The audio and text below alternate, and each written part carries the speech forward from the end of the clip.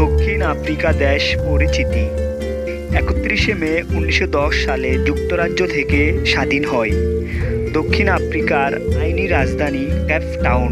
Cape of Good Hope দক্ষিণ আফ্রিকার আদি শ্বেতাঙ্গ উপনিবেশ। ডি ক্লার্ক হলো শেষ শ্বেতাঙ্গ প্রেসিডেন্ট। ৩৪২ বছর শ্বেতাঙ্গরা শাসন করেছিল।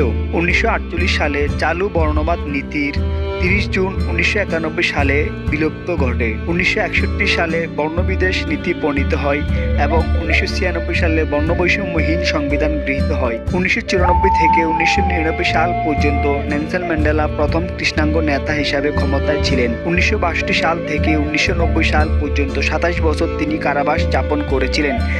ম্যান্ডেলা রোবেন দ্বীপের কারাগারে কারাজীবনের বেশিরভাগ সময় কাটিয়েছেন। ১৮ জুলাই তার জন্মদিন ম্যান্ডেলা আন্তর্জাতিক দিবস হিসাবে পালিত হয়। দক্ষিণ আফ্রিকার জোহান্সবার্গে পৃথিবীর সবচেয়ে বড় স্বর্ণের খনি অবস্থিত।